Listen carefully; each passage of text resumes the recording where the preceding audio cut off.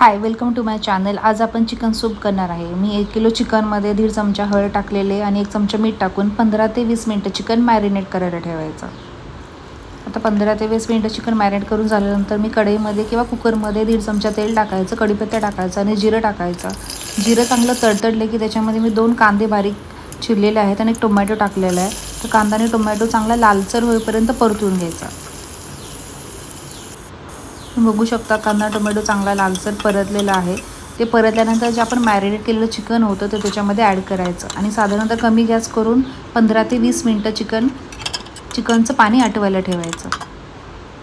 तोपर्यंत साईडला मी मसाला पण करून घेतला चिकन करीसाठी. 2 कांदे घेतले होते, अर्धा वाटी खोबरं घेतलं होतं, थोडंसं अद्रक घेतलं होतं आणि लसूण घेतलेलं 7 ते 8 कुड्या पाकळ्या आणि त्याच्यामध्ये मग चांगलं भाजून घेतलं लालसर होईपर्यंत कांदा आणि टोमॅटो. 10 मिनटं ते झालं. त्याच्यानंतर मी बघितलं की चिकन आता चांगलं शिजलं आहे का. तर झाकण काढून बघायचं. त्याच्यामध्ये थोडंसं जर पाणी असेल चिकनमध्ये तर मोठा गॅस करून पूर्ण पाणी ते आटवून घ्यायचं. थोडंसं पाणी होतं, मग मी मोठा गॅस करून पाणी आटवून घेतलं आणि 1.5 ते 2 ग्लास मी टाकलं त्याच्यामध्ये, कारण की 1 किलो चिकनला तेवढंसं पुरेसं होतं. पाणी ॲड करायचं आणि 7 ते 8 शिट्ट्या करून घ्यायचा. झालं चिकन सूप रेडी. जर तुम्हाला रेसिपी आवडली असेल तर प्लीज लाईक, शेअर